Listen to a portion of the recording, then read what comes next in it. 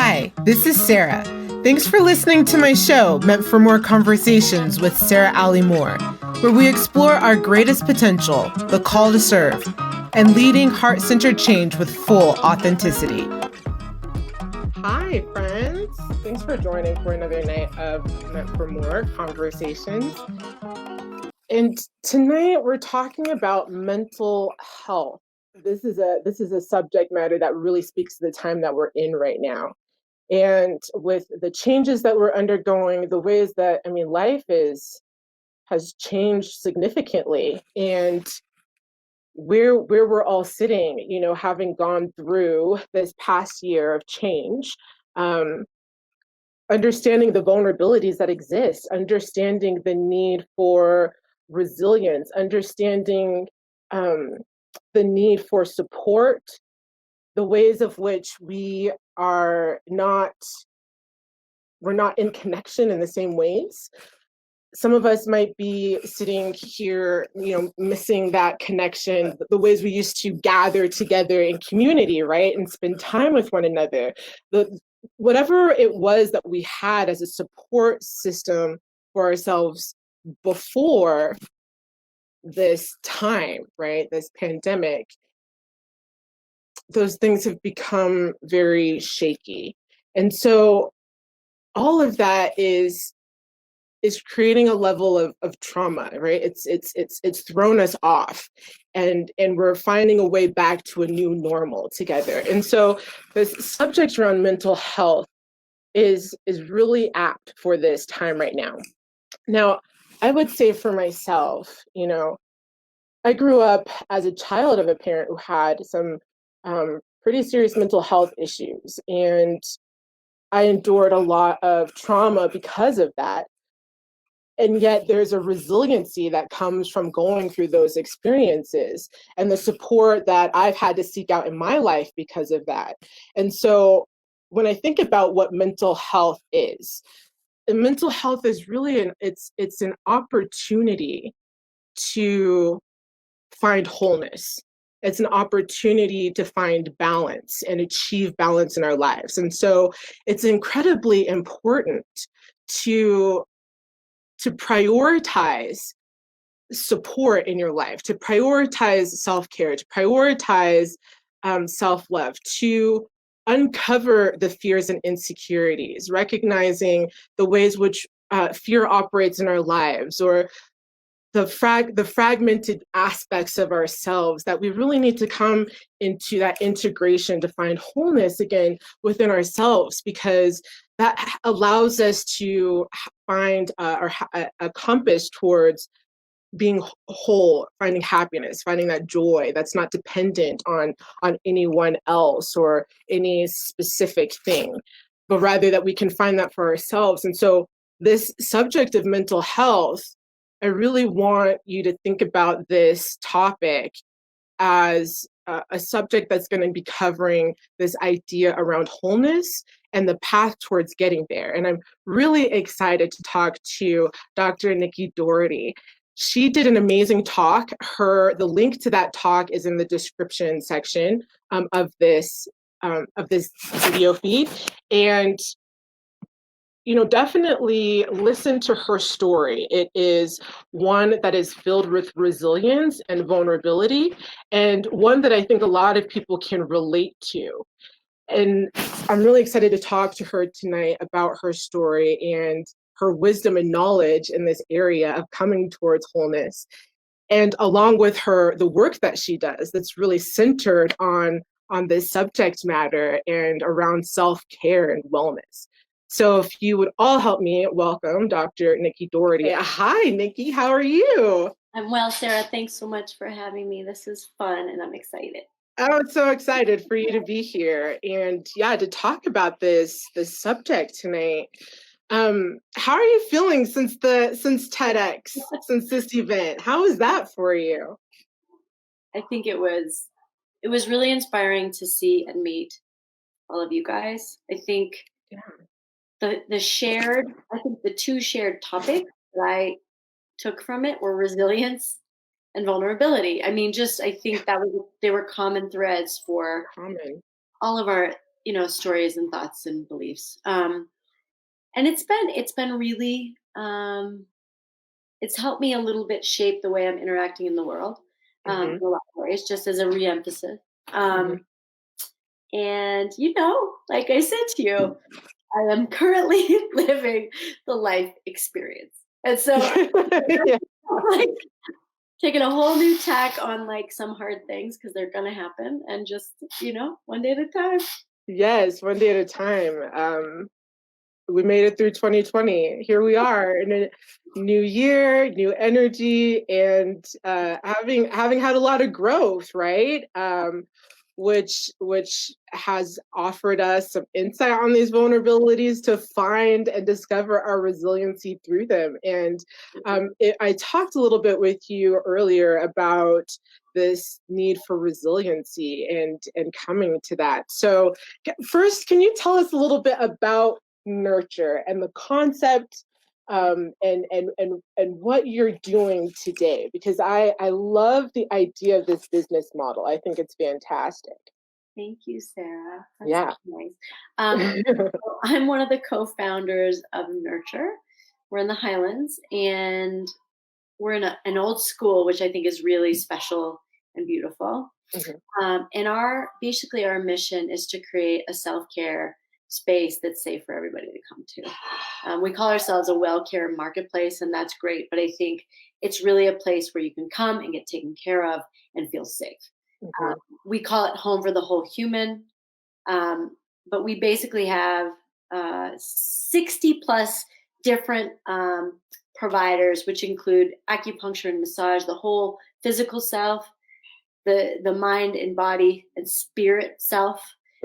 And we have some beauty in there, which is just things to feel good, make you feel great. We have some fitness studios. We have childcare, which I think is really important, because if you're going to come to Nurture, we want you to feel held and feel like you've been thought about, and that, okay, you can do your service or have your experience while your child is also safe and happy.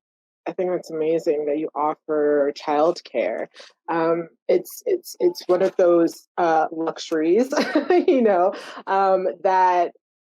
to have that childcare around self-care purposes, and the fact that you provide that, I think, is just a wonderful resource. Yep, thank you. It was thought through. Yeah.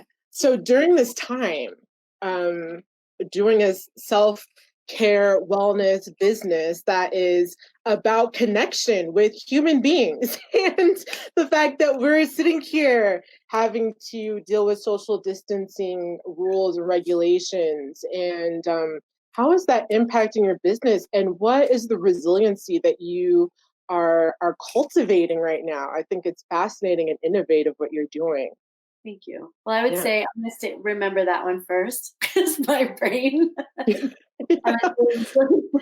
resiliency, I think, really comes from working together as a team. We have a small management team, and pivoting on, hey, this was a way that we could use this situation, this space, but now it's not working. We're going to shift to this. Or, how about starting different alternative revenue streams within the space that we maybe didn't think of, but we can do it because it makes sense. I think the teamwork and like standing beside each other and allowing each other to make decisions and maybe fail, I think that's a huge part of the resilience, is making it safe to try and to do. So that's been a really, really big thing, especially for Nurture's actual assets, which include our cafe and a fitness studio and the event space and a seating area. Those particular items, our salt cave and infrared sauna. Not that many people want to go into an infrared sauna during COVID, even though we want them to. So it would help them. So I think that's a big piece of like pivoting. And then I would say the parts of the business that are really prospering are the provider businesses.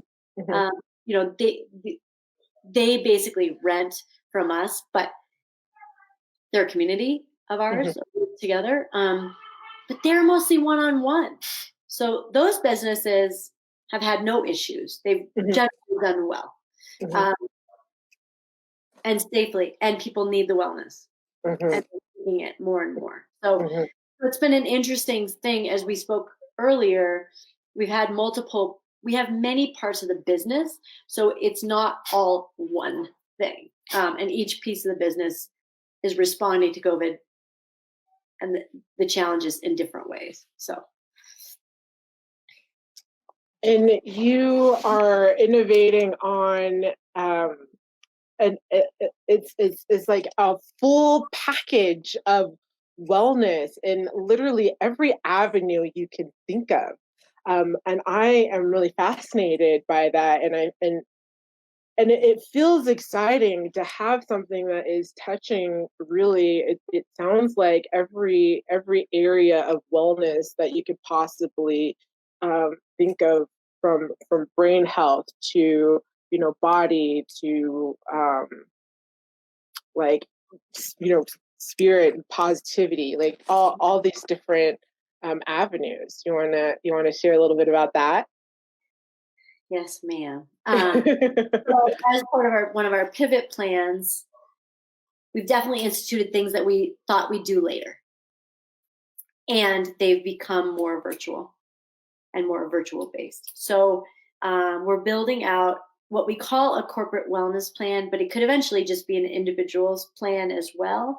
And it brings in a PA, a couple of mental health practitioners, massage therapists, PT, like a whole slew of talented, well-versed providers. And we're basically creating like videos every month in one platform, one, container, and you'll get behavioral health, financial wellness, you'll get internal medicine, ergonomics, biomechanics, coaching and business coaching, and fitness and mindfulness and breath work. And it's basically its own little packet of nurture online. So it's been fun creating it and building it, and we get to use real grown-up videographers, so it's like really professional, and it's going to be fun. So Yeah, that is pretty exciting. I think that's what's interesting with this time right now, is that it's bringing forward a lot of creativity and innovation to meet the needs that we're, of what people are facing right now. And how do you meet that need when you're in the human services business, and things are becoming incredibly more virtual? So I think that is fantastic, Nikki. Thank you. It's nice for like you said, I think so many companies are starting to see like we can work virtually. Like we don't really need to go back to this expensive rent, and right. this is working, or maybe we do get-togethers once a week, but the rest of the time you're virtual. So it's so nice to be like, oh, I need a recipe because I'm eating potato chips all day, or what things can I do to change my dietary habits just a little bit? It's so nice. So I'm excited about it. It should fit the culture of the world as we see it right now. Yeah, I think so. That's pretty exciting. Okay, so I want to talk about some statistics. Now, you mentioned some really great statistics that were pretty staggering in your TEDx talk. I came across some other statistics around youth mental health, which is getting worse. It's more severe with depression compared to last year's data set. Even before COVID-19, the prevalence of mental illness among adults was increasing at 1.5 million people more than the previous year's data set. And the suicidal ideation among adults is increasing an additional 460,000 people from last year's data set. You talked in your talk about women taking it all on. How many people right now are just taking on all of these tasks, all of these things without a break, without any level of self-care, any awareness to all of the things that they're carrying. What do you think is, what do you think the increasing rate of mental health is trying to show us about ourselves and society? And do you, what are your thoughts as far as solutions? I think big picture from a societal standpoint, particularly in the United States, Yeah. we see this quest for more and Hmm. harder and more, like, and that's not sustainable. And so I think it's really to change that lifestyle and mindset. Hmm. And I think, to jump into that, I talk to a lot of healers and folks I work with, and like there's a shift happening. We know, like, from a political standpoint, obviously a physical standpoint, I think that shift is going to right itself eventually, where it's like it's not sustainable. And Hmm. so of course the mental health rates are going up. I think, internationally they're going up because not only as far as the more and more and more, but it's, everything's at your fingertips. You never get a break. Even if you Hmm. have all these tasks, now you've added on a whole new perspective or piece to it. I mean, I think when the inception of BlackBerry, we started to see the speed and the speed. And the other thing I think is what you said earlier, like you don't know what you know until you or don't know until you know. That's a big Right. bit. I think it takes almost blowing up or just being like, I can't do it anymore. Like I'm done. And it gets to Right. a human level. So I think education is huge, which I think something that you and I both share, and just getting the word out, like it's not bad. Yeah. It is, right? It's just part of our human experience in some ways. Exactly. But I Yeah. think the way things are going in our world right now, Hmm. we are in this, we're almost in a place where we've got to change. It's not going to happen. It's not going to work anymore. So adjustments are coming. Yes. It's an interesting, place to be in when we think about um, the the level of education that's needed around mental health. I love that you titled your talk destigmatization of mania.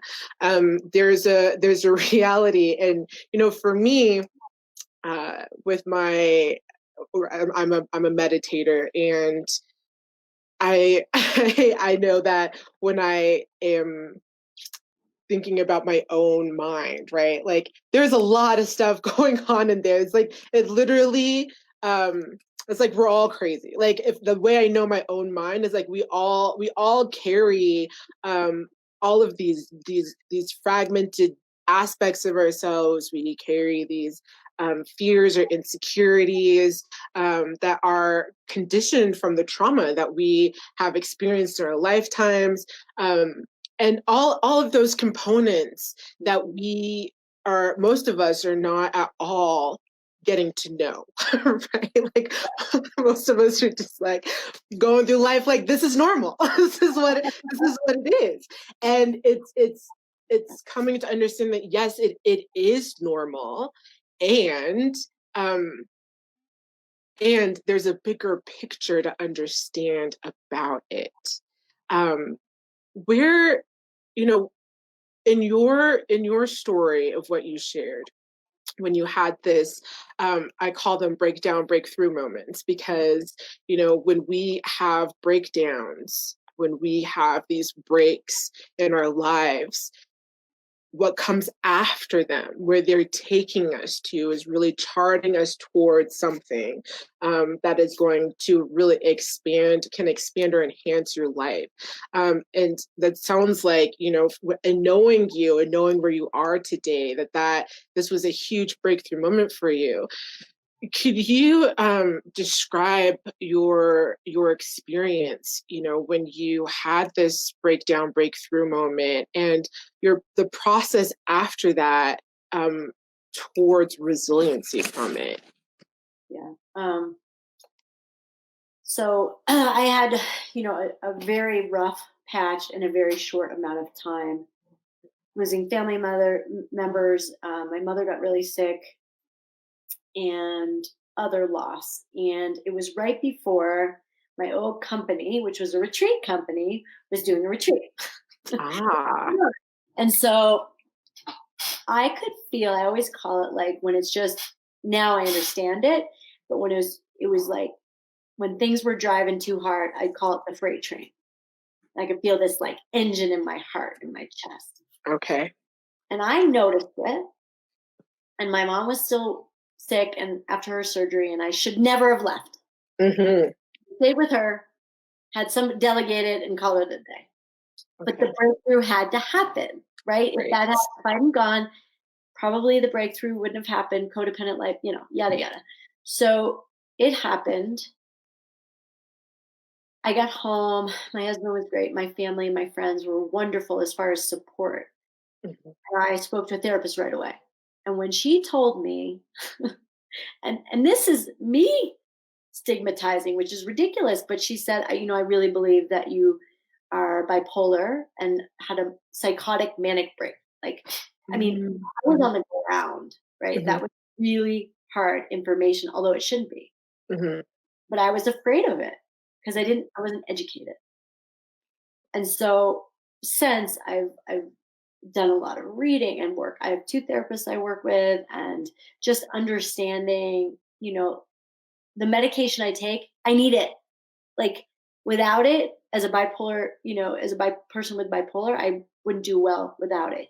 But it Mm-hmm. was this idea of like actually learning how to slow down and ask for help. That was my massive breakthrough.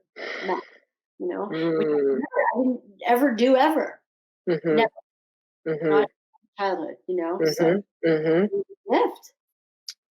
That is a gift. That is a huge lesson to slow down, ask for help. Um, can you share your process in getting to that point of how, like, that asking for help piece? What did that look like? You adapting towards this new behavior? Okay, like, all right, like minute one, I'm in Mexico. I wake up in a bed. I don't know where the heck I am. My friend who's a mental health like nurse who specializes in mental health, Yeah. behavioral health, she's next to me, and I'm like, I can't get out of this bed and I can't stop crying. And that was 4 days of that. Like I couldn't stop. It was not an option. Mm-hmm. And so in some ways, being unable to even ask because I just needed it, it was obvious, was a good step in the right direction. It was a good step in the right direction insofar as asking for help. And then after that, you learn, my therapist was like, I'm here. You can ask me. And now it's okay to ask. And like, as an example, because it's a continuous journey, but I think this may be helpful, for our, for our audience, people we're talking to and with. Yeah. Um, when you actually ask for help or say, you know what, like that's just not making sense to me. Do you know what a relief that is? It's like levity. It's so massive. So the way I see it now is like it's the same. That's a huge life lesson. It's huge, and it Yeah. continues. It's not like boom. It's always, and it'll continue to need to be tweaked, obviously, as experience changes. Mm-hmm. Yeah, that's the slowing down part is really huge because especially when you were talking in your talk. So in the little pieces that you gave us, the little glimpses of who you are, this strong, badass woman who's like, you know what, I'm gonna do whatever I can. I'm gonna, achieve. Has this drive, joins the army, is taking on leadership roles. Here you are coming out of that. You're like, I'm starting businesses. I'm getting my doctorate. It's like all the things that you can do. And it's like that pace. And I I know it well. I know it well. This is like, I'm going to do it all. I'm going to do it all and conquer, right? And it's a moment when you're like, okay, time to slow down. Yeah. Where do you find that place for yourself to give yourself the permission? Because like, let's be honest, you can have a breakthrough moment and still not quite like get the memo of like slowing down, you know? How do you really give yourself the permission to be like, you know what, I'm gonna slow down? I mean, one of the parts is just ethos and mindset. Like, Mhm. I used to see that as lazy, not judging others, but for me, slowing down, why? It's lazy. At the same time, now, like when I start to feel myself revving up, it's a reminder that self care is needed. I see my Reiki master every Friday. I see, I get these opportunities to feel good, but really work on that healing and getting deep to the source. Right. Um, I try to get in nature and like these reminders about they're on my schedule, Yes. period. And I take blocks in my work schedule. I'll take a 2-hour block every other day. I work from home 1 day a week now, or I'm learning to, hopefully one Uh-huh. day. So, like just instituting these tools Yeah. and then really like living by them and knowing. I mean, for me, that the mindset piece is huge. And it's Yeah. not because it's just because that's how I did things. I had to Mhm. keep control because I was in charge, but really I was running away, right? Like, Right. let's do to ourselves, like that was a piece. So now it's like actually Yeah. coming to yourself and saying, yeah, I matter and I need this. Like, it's not a choice. So it's a fun journey. It will be forever because Yes. 44 years of doing it a totally different way, Yes. it's not going to be great. Like. I almost like there's this feeling that I have, or this realization that I have about life, that I think life is just the process of learning that you get to do it differently. Like, you don't, like, however you were doing it, like, you get to make a different choice. Like, you get to, oh, it doesn't have to be that hard. Maybe it doesn't have to be like that. Maybe it's, every like life is like taking us actually towards like greater ease if we allow ourselves to get Yeah, and that's one of those things of like, there. to your point, and I know you understand, like, Yeah.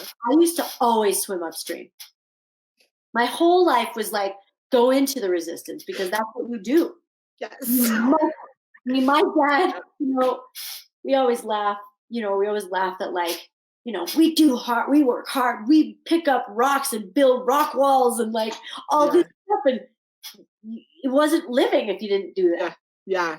As opposed Exactly. to the ease of asking for help, of like identifying when you don't understand something, needing something and allowing, saying it out loud. That feels great. It's Yes.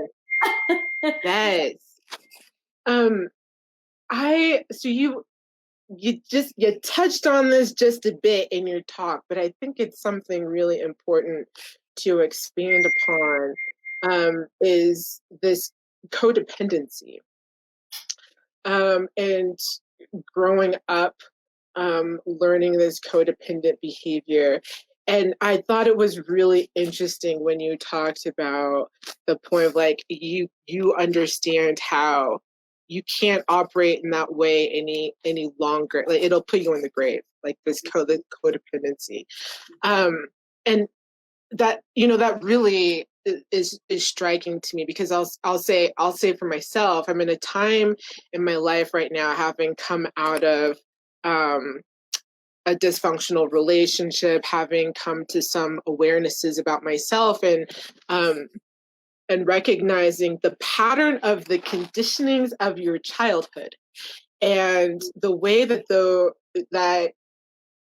you carry this, like, to be the person who takes it all on, to be the person who is constantly excelling, who is, you know, setting the charge, doing that leadership part. Really what it is you're rescuing, you're fixing, you're doing, you're carrying it all.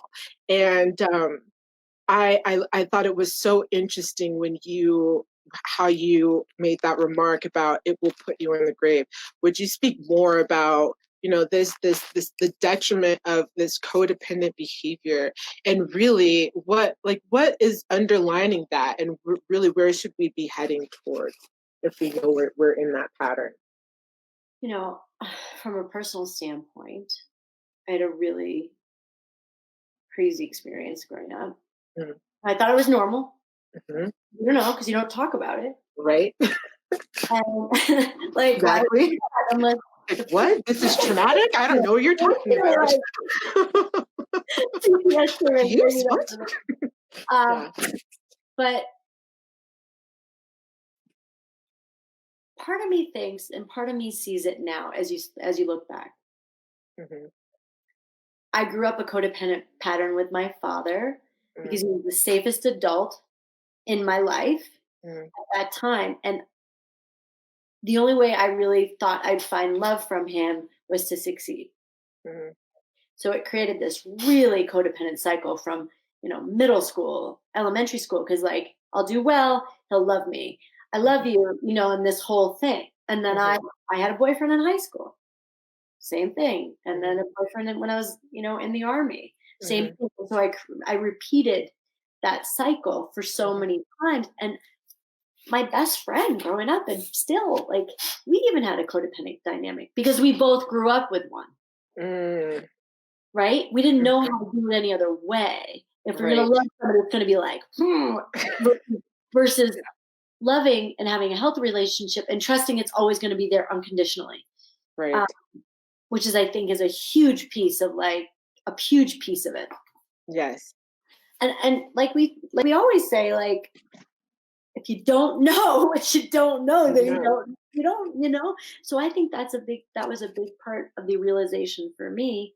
And Mhm, I also think any kind of traumatic circumstance or relationship or whatever you want to say, if somebody's an addict or somebody has mental health issues that are unrecognized, or and you have this relationship with them, then you're going to support enable, support enable, and it mhm. creates this whole cycle. Yeah. And I think if you're forced to do that, the other side of my codependence at home was like, parent this person, run away from this person. Right.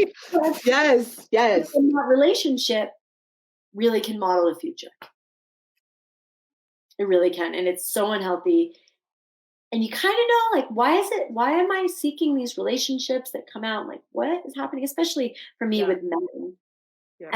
And and now being able to see it, Mhm. and met my husband, and I was like, oh, he's a breath of fresh air. He doesn't go up the resistance. He doesn't, that's not these things. He has a lot to teach me. And I Mm. still tried to scrounge him in. Like, I still tried, but he wouldn't take it. He still doesn't take it because it's never going to go away entirely. Yeah. Codependence is like the way it rears itself in so many different aspects Right. of your life. It's crazy, and I think we don't always recognize it. So No, we don't recognize it. You know, personally, I think what I come to realize is how this dynamic is really everywhere. Like I see it in so many people. I can see, you know, alongside codependency comes that in like narcissism, the narcissistic, you know, aspect as well, and how those two, they mingle together. They're like, woo, you know, and so it's a pattern that it really exists, um, pretty rampant. And coming to the awareness, of what I found for myself is having to get really honest, having to get really honest on what is at the heart of that need to achieve, what is at the heart of that need to carry, to nurture, to rescue, to fix. And there's a way which, you know, let's be honest, the it's like I'm helping, I'm supporting, like I'm nurturing, I'm nourishing, I'm assisting. And it's but there's a sick payoff that is underneath all of that. And can you be really honest about what that is? And I find that the more honest you get about that, then that pattern shifts, because dependency is important in relationship, but it's about balance. So yeah, I love that you brought that up, and I think it's a subject that needs to be spoken about more, because you're right, there's so many people who are not aware, they're unaware of what it is. And we'll call it like, I'm a pleaser. I want everybody to feel good. Mm-hmm. And to your point, like even in an application at work, like you have a voice. It's okay to speak it. It's okay Mm-hmm. to be loud sometimes. Mm-hmm. Don't be so uncomfortable with being you. And Right. being safe and feeling like, and that's one of my close friends and I were talking the other day, and it was like, healthy relationships allow you to actually be honest. Honest. Yeah. Honest. And sometimes uncomfortable, but Yeah. you know that relationship is unconditional and Yeah. that's a balanced relationship. Yes. Huge. I mean, to me, that's such a big piece of the game for any mental health problems. Like that lack of being able to trust and then creating this thing. Right.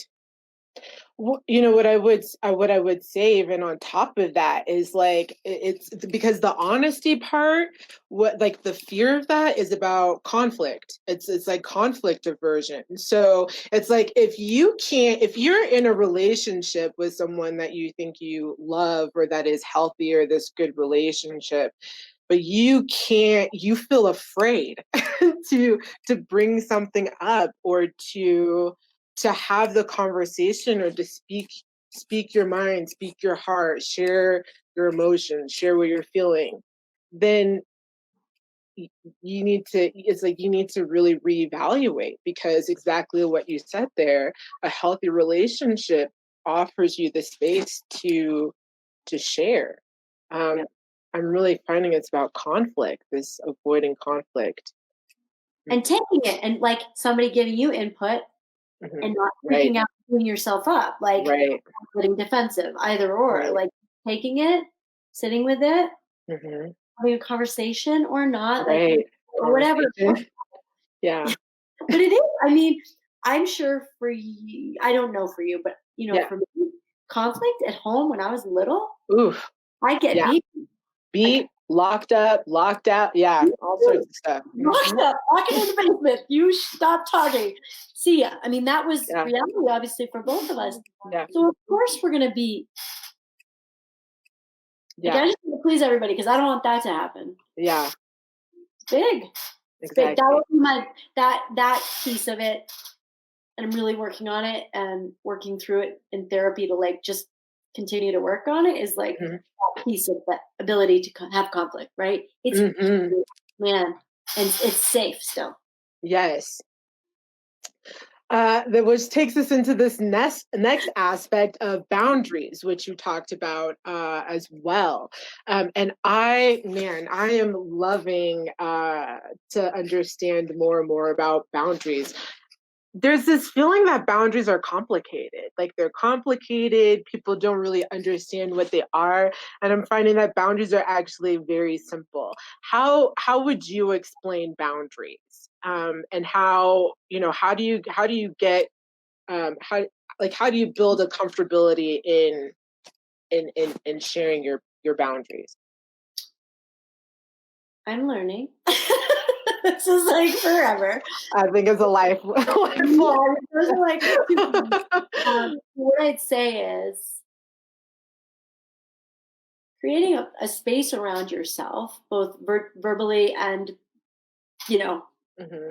in a spiritual way, in a way, Yeah. uh, to, like we said even before, like things bounce off. Mm-hmm. But the way that works and the way I've been implementing it, and I really like it versus a definition, an application, is to me, not allowing certain things to be spoken to you in such a way, but saying like, you know, I feel comfortable talking about this, where somebody might be throwing spaghetti at you, and I want to talk about this, and pushing and pushing and pushing. You know, I'm comfortable speaking to this, or you know, I was just with my mother, and that there's a lot there, and she would just go down an old pattern. I'd say, you know, I'm not comfortable talking about that, or this doesn't feel good to me. Let's step away. We can go back to it.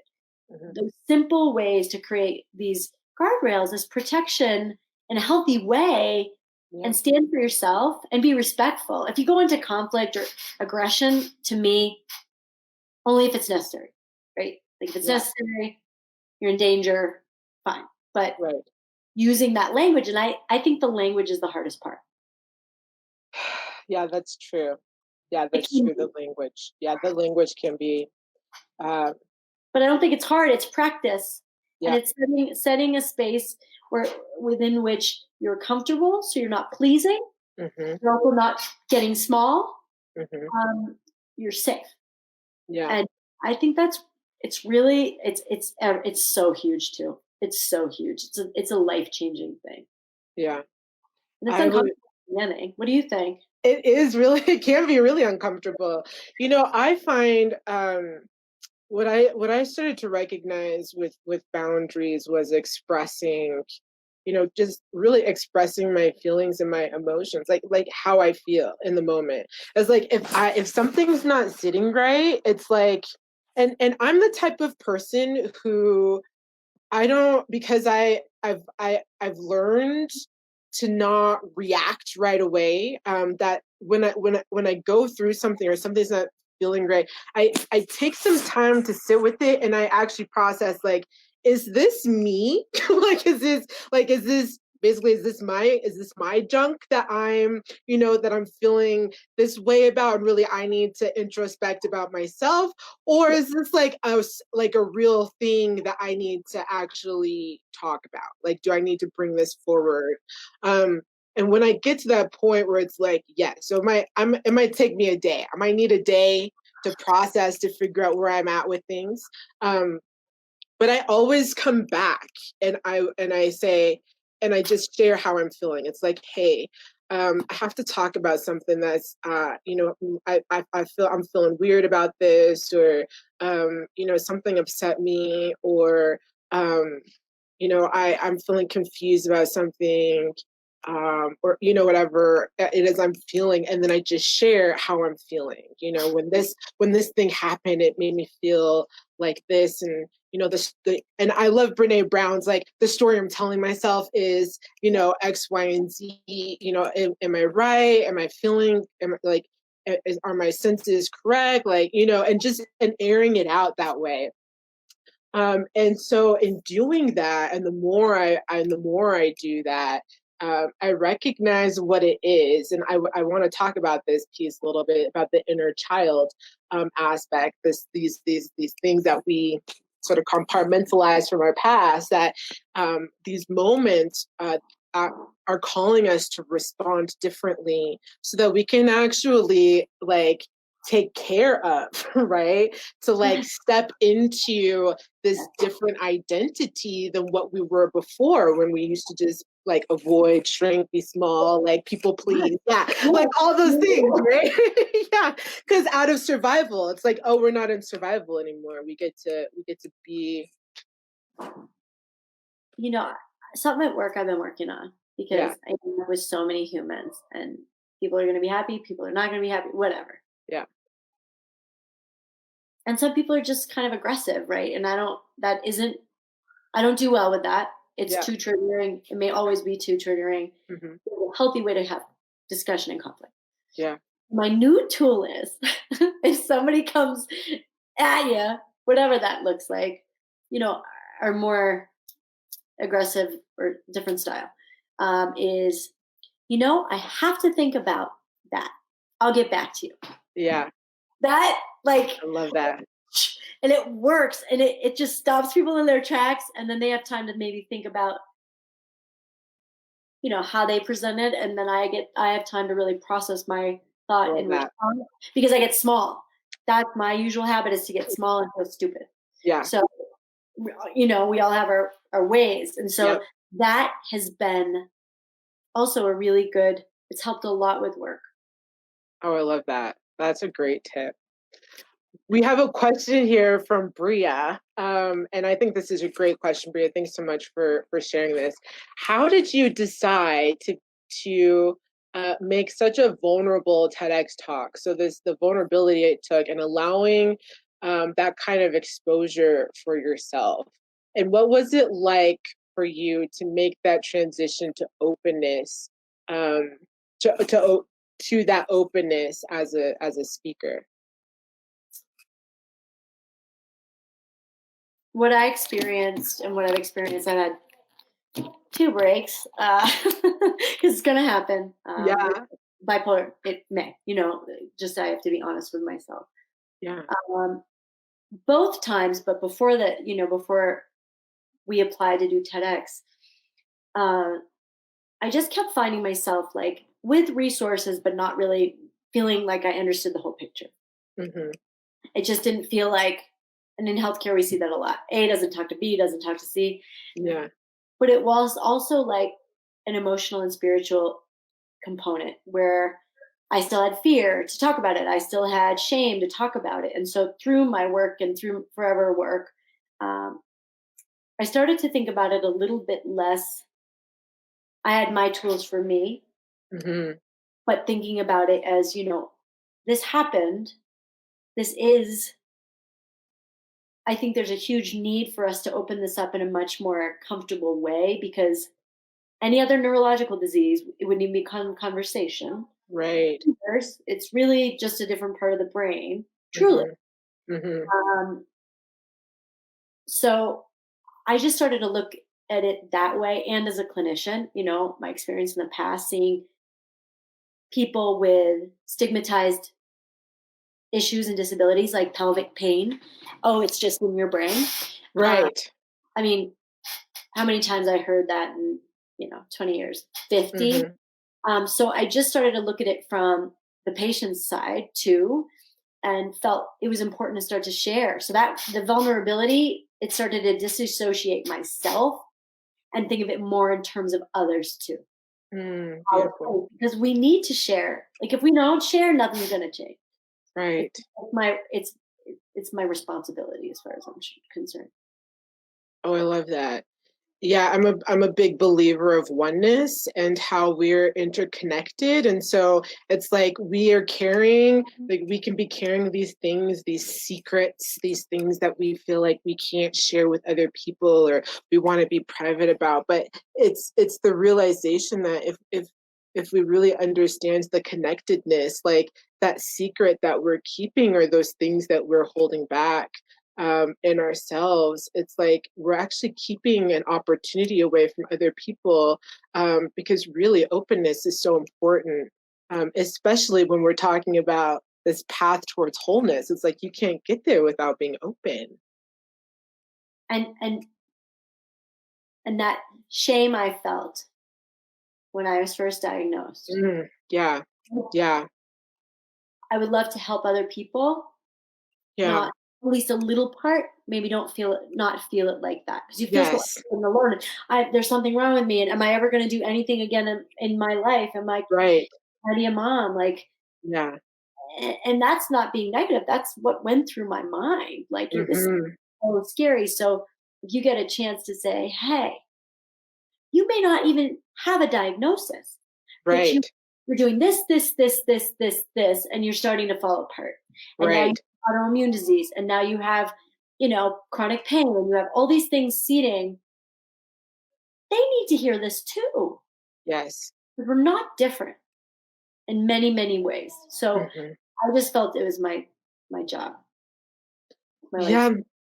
And that's an interesting part too about the ways that trauma manifests in our body, right? So Dr. Nikki Dority, comes from a background of PT, physical therapy, and it's understanding. You have a really deep understanding of the bridge of trauma and how it manifests in the body. Could you speak a bit more to that?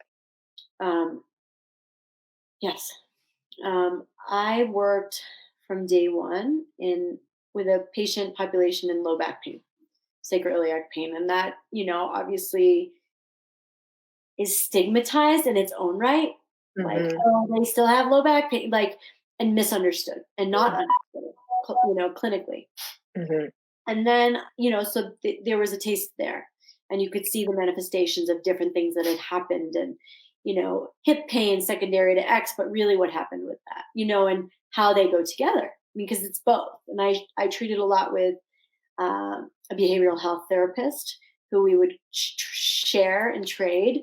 And we always went to a book, all you guys, that is amazing. And one of my Bibles is The Body Keeps the Score. Uh, Mm. it's incredible. And it talks about the manifestation in the body. Mm. That said, then I moved more onto women's health only. And Mm-hmm. I started to treat trauma and pelvic pain. So sexual abuse, medical injury, medical abuse, um, and a whole array of other things. Mm-hmm. That delegitimizing of people having this pain that's real, Mm-hmm. and them just being like, "Oh, you're fine." Like, how many patients I saw that had been seen 7 to 8 years, Mm. and it wasn't like I was the magic pill. I just listened, and I think that's big. So clinically, there was a real understanding. I think it's very simple. It's a correlate to the same, path and Mm-hmm. of being understood and taking care of yourself, but how that manifests. Yes. I have one patient story that I have to share. Yeah. So a lot of times I would see pelvic floor, um, where all the muscles were tight, hypertonic, fight or flight, Mm. and Um, there were other cases, but in this particular case, a woman came in to see me, and she was postpartum, had a decent delivery, generally speaking, but she came in and she had horrific pelvic pain Mm. and tone, couldn't have intercourse, like all of these things. Mm. So, big, get a big story and backstory. So important to get that history. And no sexual abuse, no physical trauma, no emotional trauma, fairly healthy upbringing. But she grew up in a place overseas where their neighborhood, their area and land was being like thrown, military missiles in that area weekly, Oh, wow. under to severe conflict. And so that trauma, she had severe PTSD that had never been Wow. identified, looked at, manifested here. Wow. And that's the floor. But it could have been many things. And you could think a child, they're engaging, they're tightening in the midline. The nervous system is like the most congregated right in the midline. So yeah, I think there's no question about it. There's no doubt about it. Wow. Direct correlate. That is amazing. That is amazing. Um, wow, that's fascinating. That's something to think about for myself. Yeah, because there's ways of which not even thinking about the tension that we can carry in our body that is seeded from that past trauma. Wow, that's very interesting. Um, I wanna, in what you were speaking to, so with you know with doing this talk, and I don't know about you, but in my experience, and it sounds like we have some very similar threads here. But for me, I really did not. I came from a childhood where it's like not safe to be really seen or heard. I needed to be as out of the way as possible. And so the process of moving towards this openness, being able to share, just literally even being able to speak with other people in this larger format, and my gosh, on a TEDx stage, for crying out loud. I would have never thought that I would be able to do something like that. It has been a struggle for me, most of my life, getting to this point where I could speak freely. And I would say that in this point right now, that it is because of coming to the understanding of this trauma and recognizing what lies at the core. And you were talking about shame here, that it was in coming to an understanding of what lies underneath that actually helped me to empower myself to even more so say, all right, I'm gonna do this. I'm gonna continue to do this, to reframe that belief system. Can you speak a bit about those under threads of shame, what they're really revealing, and how to turn that shame into something that's empowering? Yeah. I think it's twofold for my history. Mm-hmm. One was I was fortunate to have really intelligent parents. Mm. And so basically, if we played any game, I lost, and I always lost. And so my story was like, well, you're pretty dumb. What a kid think. Yeah. That was so important because it Mm. wasn't a driver for me to prove myself. That was part of it. Right. Right. And that's how it manifested. And, obviously now I'm learning my voice again and I'm setting boundaries if I'm not able to respond well at that moment. The other side of shame for me, Sarah, has been when I mentioned that as soon as I was diagnosed, I was just like, ugh. And when I looked back at the most reason why was because my grandmother was very, very sick, very, very sick. No one spoke about it. Everybody sort of tolerated the way she behaved or pretended it didn't exist. So my framework of understanding kind of scary mental health disorders, I had seen this like depression, but that seemed scary. All I could see was her. And I'm nothing like her. And in fact, she was her. It manifested and she allowed it to manifest or whatever the way it did. She abused. Whereas that's not my story. It's not my story. It happened. It's helping me become a better person. It's hard. Some days suck. But at least we get to have this conversation and say that, hopefully share the message that even you and I talking, like, we're not alone. Right. This stuff happens and it happens to a lot of people. Right. And I'm good enough. I mean, I think it's funny, but I'm also good enough. Yes. I might be Mensa, but I'm smart enough. Yes, exactly. Like, I don't know. Yes. Enough. So, yep. That was huge. For me, it was uncovering this aspect. I don't know if you know about like parts work, like exploring these different aspects or these emotions, right? How they're interplaying. They all have different voices. They manifest, in different ways. And I tapped in on this really one specific, and I had to really sit with this. And what is going over it? What's the origin story? What's the memory that I'm pulling from that's creating this? And I literally couldn't shake it. Once I got it, it was so visceral, and I just couldn't shake it. It took me a couple of days. And I realized that what it was unworthiness. It's that not enough, And what I'm finding more and more about life, about this, I'm all about existentialism here. So, about existence itself, right? Being human in these, being so human in this world. So we're trying to navigate ourselves towards wholeness.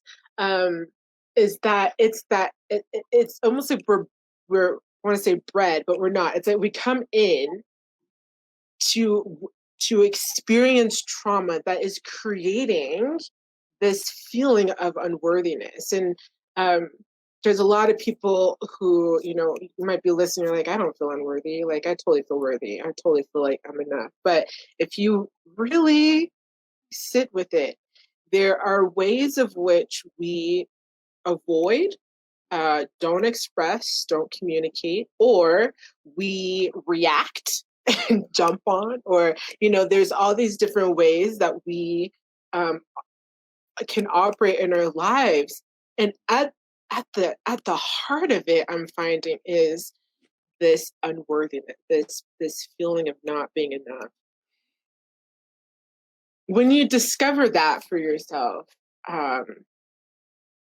what are some of the steps you've taken towards rewriting that story of not enough, of unworthiness, and coming towards what you spoke about, self-love?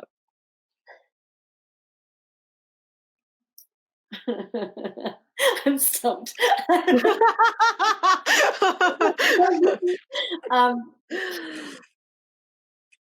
I think it comes back to, really, for me, like, I'm going to put it in a work context. It can be in others, but that's a space for me. Sure.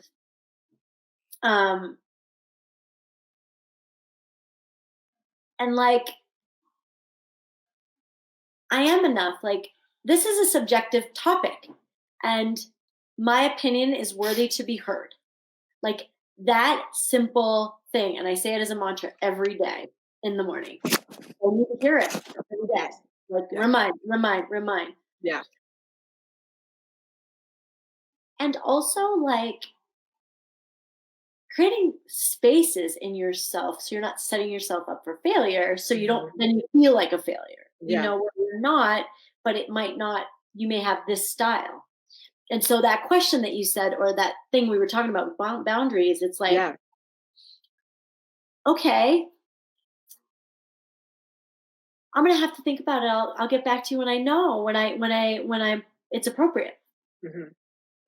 You don't have to respond in the minute if somebody's coming at you, because then if you don't respond like you feel, like you actually feel, because you're flustered or stressed or in fight or flight, man, does it change the game. And then you're being authentic with yourself. So I think it's more like 75% of the world is subjective. Yes, there's data. Yes, but it's more about the willingness to share what you think, having a why. Yeah. And then, but there's no right. Like, and then having the opportunity to share it and then work together. Yeah. So much better. It's so much easier. Better. Like, it doesn't have to be a thing. Right. So that's a big, and it's hard, believe me. I don't do that all the time. Yeah. I will, what you just said there's a word that you just said, is authentic. Yeah, what I find that the way to respond towards that feeling of unworthiness is to ask yourself, how are you showing up inauthentically? And how might you give yourself permission to show up authentically, to do what it is you want to do, to say what it is you want to say, to go where it is you want to go, like, it's really thinking to be who it is you want to be, and instead of the pressure of trying to fit in or mold yourself to, or please, or keep the peace. Totally. You basically are like, well, what I think doesn't matter. Here you go. And we're all good. And whatever. Right. I mean, why? Yeah, why? I mean, I'd love to talk about this more, because I'm working on this a ton at work. At home and other, really, it's different, but at work, there's a lot of opinions. Yeah. And that's not bad. But they're opinions. They're opinions. And important to hear all of them, because you never know what can be the thing. That's what's really important. I work in systems, as like a systems analyst, and so there's oftentimes we have to come together and think about, if there's a problem, it's like throw out all the ideas out there. Like, if you have an idea, if you're thinking about something, it's like, just put it all out there and question something, like, just say, and it's about that willingness to be dynamic in just sharing, so that, because you never know what what you can pull out of that. And so that's really important. I love that you pointed to that. This last part I want to talk about before we close out, because this is something too that I'm coming to understand. I had it all wrong. I had this wrong. You spoke about unconditional love. How do you define unconditional love, and what does that look like? Unconditional love to me is you can count on somebody through the garbage, the good, through the conflict, no matter what. Mm-hmm. It's steadfast. Mm. Like, to me, I've never allowed I've allowed a few in, but there were more codependent relationships that are just that. They may not be forever, but when they're there and right now, yeah, you can count on it. It doesn't mean it's all like, but they love you unconditionally. Unconditionally. Period. Right. And vice versa.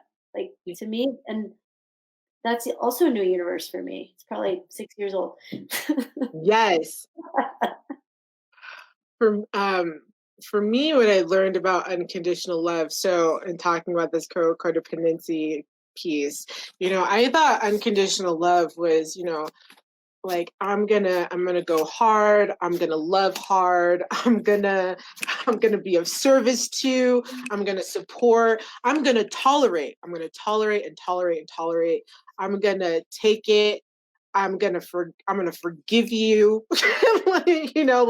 And really I call it the martyr syndrome. Like, really, it's like kind of being a little bit of a martyr, right? And what I realized about unconditional love is that unconditional love is about this right here. Yeah. It's that when you store unconditional love here, it's about how you are unconditionally loving to yourself, which draws back to that authenticity part.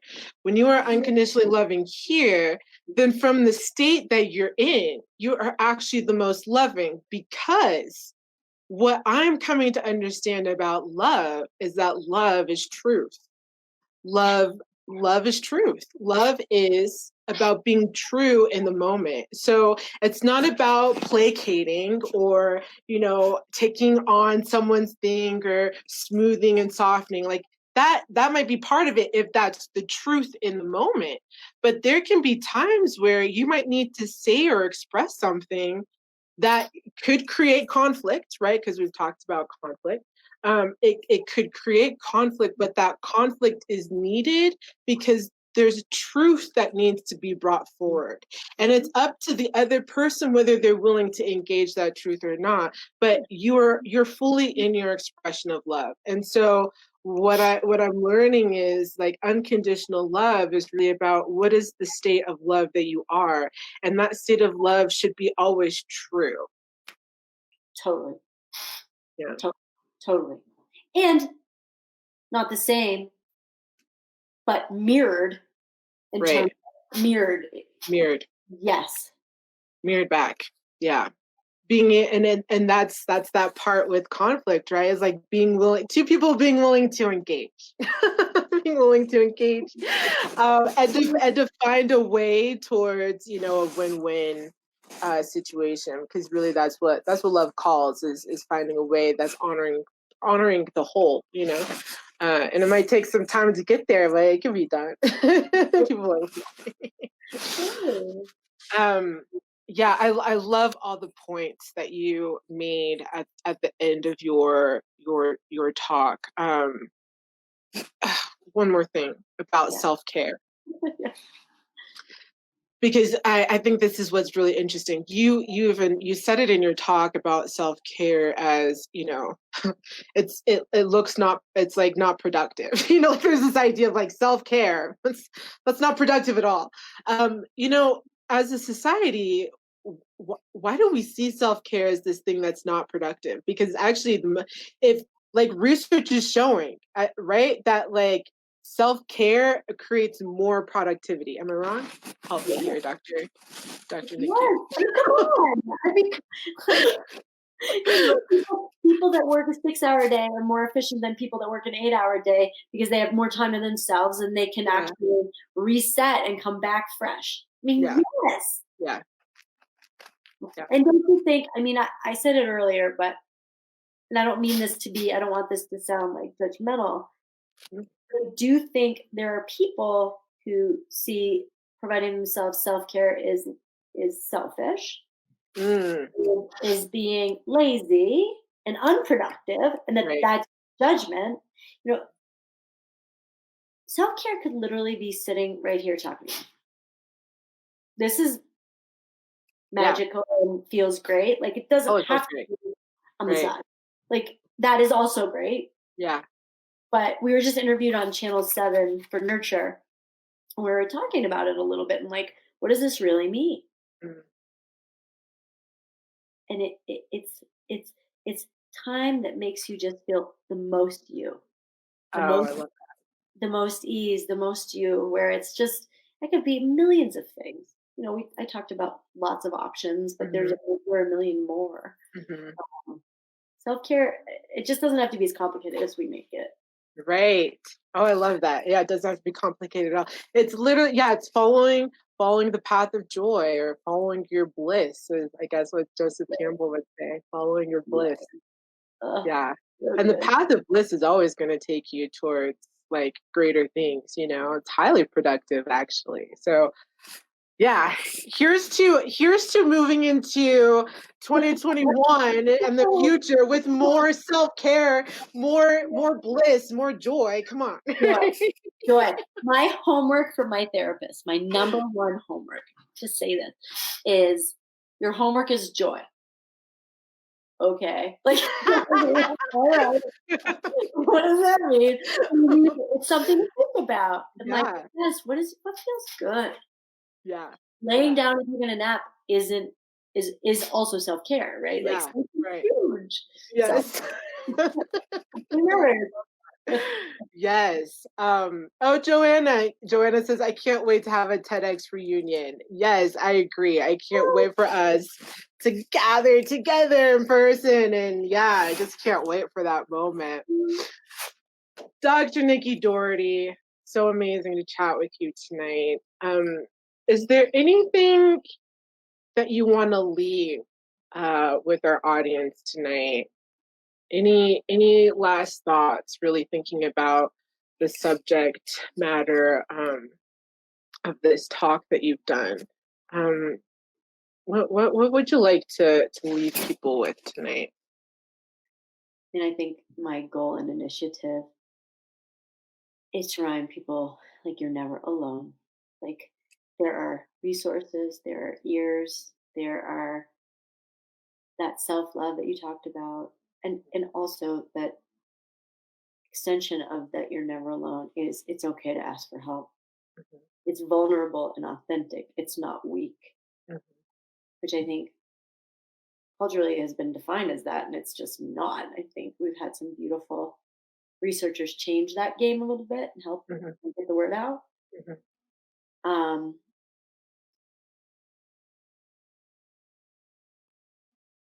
you're never alone. Like, I think our stories, we talk and we have correlates and parallels for certain parts of our childhood, and it may have manifested in different ways. But like, if you feel like, oh my gosh, I'm so different, and this is the like, mhm, no, mhm, you're in good company, and reaching out is huge. And just knowing that in your head that you're truly like you're not different or bad or weird. I just think that that's so important because we don't people don't always say that out loud, but like mhm. huge. Yeah.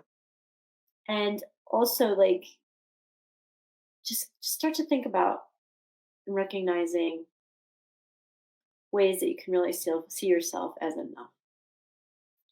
Because I think that's a huge part. And taking the steps to work through that, obviously. But Mhm, that I think that's a real root of self-love. Like, mhm, and wholeness is mhm, getting to that place. Because if you're always in a state of judgment and hatred of self mhm, and not knowing how to love yourself, mhm, we got to mhm, work on like these triggers and mhm. I'm okay. enough. I don't have to be the same. So exactly. So beautiful. How can people connect with you and what you're doing? you guys, hi guys. Okay, so I'm not a big self-publicizer, but you can reach me at, you see my name, Nikki, at nurture.me, Nikki at nurture.me. You can give me a buzz at 720-299-1260, and all that's in my information. And come see us at our website, visit nurture.com. And it'll take you to all of our handles and our Facebook page and Instagram and all that stuff. So awesome. I can't wait to check out Nurture. It sounds so, yeah, it just looks phenomenal. And I'm really excited for the future of Nurture, a well-care marketplace in a world that definitely needs more well-care, for sure. It's been a pleasure to talk with you tonight. Thank you, everyone, for joining us. And, stay tuned for our next conversation. We're going to be diving into being unapologetically real with Kara Burns. Yeah, it's going to be phenomenal. I love her story, love her talk. And yeah, it's going to be great. Thanks again, Nikki. Thanks for having me. Thanks for joining us. And we'll see you on the flip side. Bye, everyone.